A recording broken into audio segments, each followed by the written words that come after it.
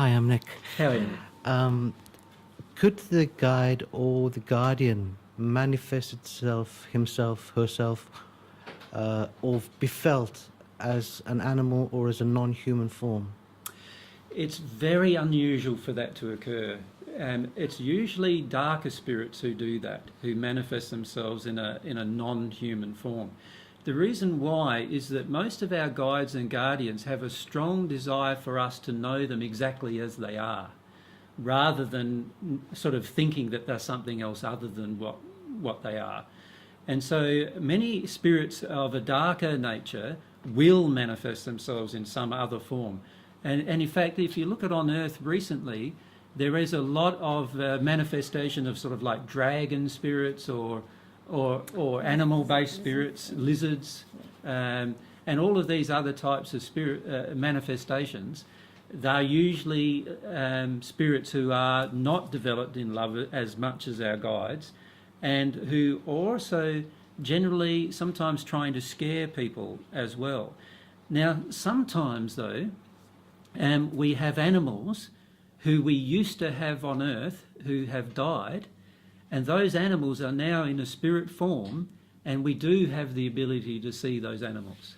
So if you have a very favourite pet, for example, that died when you were a child, well, it's highly likely that pet will remain around you in spirit form until your own passing, and there will be times when you will actually see them, when you'll see them with your spirit body's eyes, the actual pet being around you.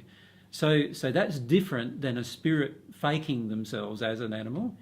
There are actually animals, when your animals pass, as long as they have a central nervous system, they have a spirit body, and when they pass, if you loved them, they will often be around you all of the rest of your life, and you will often see them. And sometimes if you have children, your children will actually play with them. You'll actually notice your children laughing and giggling with something invisible, and you don't understand what it is, and it's often the pet or whatever it is that is a part of your life still.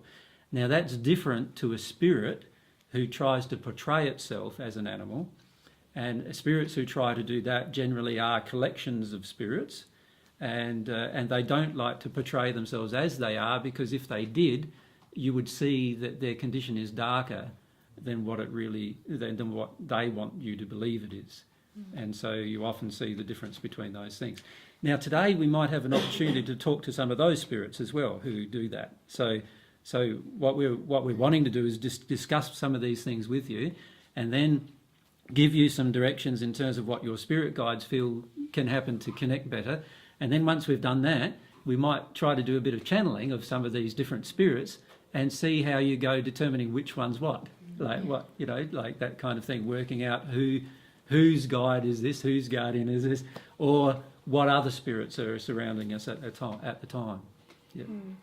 Regarding the manifesting as animals and things, something that all of your guides stressed to me this morning was about the fact that they want to have more of a relationship with you. And so if you have a false conception of them, like that they're an animal, this actually distances their ability to relate to you in a real sense. So, yeah. Yeah, that's why higher spirits generally avoid, or higher spirits always avoid any misconception, and they avoid any lies, really, portraying lies to people on Earth. And they don't try to make things, especially spirits on the divine love path, they don't try to add an air of mystery or intrigue, or you have to figure something out. They usually try to be as plain as possible. They're very honest and direct. Yeah. Yeah, very honest and direct. Just like you would expect a person who loves you on Earth to be honest and direct with you. They won't try to falsify things with you. They won't try to make something seem like it's not. And they won't do any of those things with you. And if any spirit does do that with you, then it's a good indication that that spirit's of a darker condition. Yep.